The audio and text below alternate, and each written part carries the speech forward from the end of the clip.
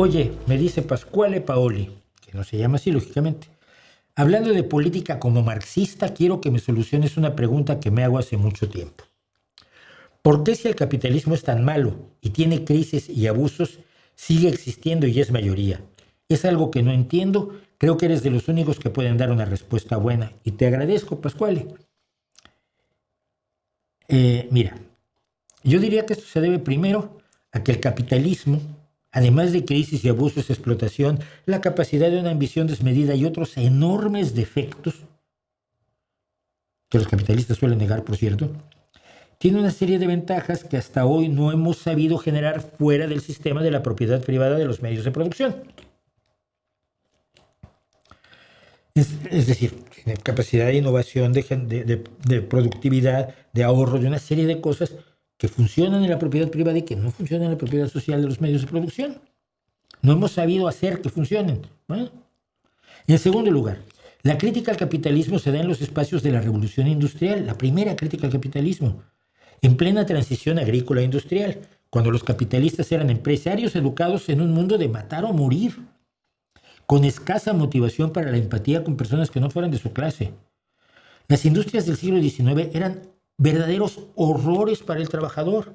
Y la reacción de los socialistas desde Owen y Saint-Simon a Marx, que es un socialista de segunda generación, es perfectamente comprensible e incluso defendible. Mira, cuando tú eras obrero y el capataz te podía dar una paliza, te podía dejar frito a golpes por no hacer tu trabajo como debías o como te ordenaban, reclamar el derecho de romperle los dientes al capataz y al patrón que le manda al capataz a pegarte es lo más normal. Así estaba funcionando el mundo industrial en el siglo XIX.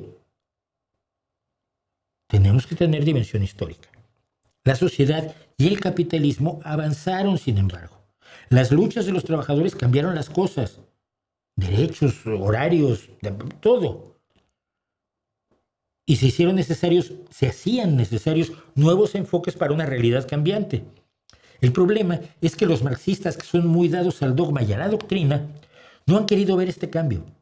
Siempre tratan de encajar las nuevas realidades sociales, económicas, políticas en el marco teórico de su cosmovisión, limitada por Marx y sus intérpretes. Están convencidos de que todo lo que hay que saber sobre economía, sociedad y política lo sabía un filósofo que murió en 1883.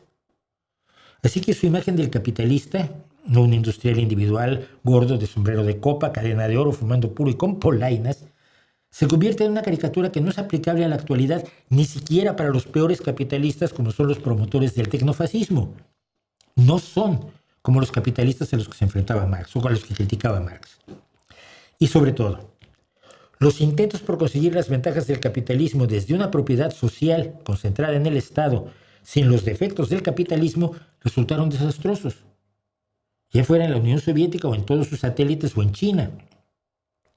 En muy resumidas cuentas, y por favor no me critiquen si no hago un tratado completo ahora, muchos defectos del capitalismo que criticaban los socialistas y que criticaban desde Owen y Saint-Simon hasta Marx, resultaron ser defectos humanos.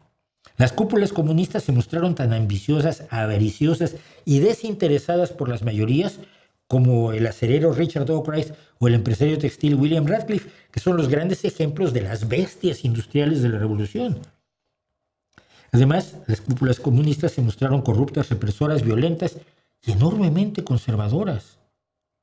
Así que nos encontramos con que si quieres innovación, productividad, originalidad y motivación y ahorro, la única forma que conocemos hoy es el capitalismo. Ojalá haya otras. Yo invito a todo el mundo a que invente otras. Pero si al mismo tiempo quieres también derechos, vida digna para el trabajador, libertad, democracia, condiciones de trabajo cada vez mejores, sueldos remuneradores, pensiones y vacaciones pagadas, y todo eso, necesitas un gobierno comprometido primero que nada con las mayorías más desfavorecidas. Es lo que pretende la socialdemocracia, pero pues sin romperlo todo, claro. Y allí es a donde nos encontramos en este momento.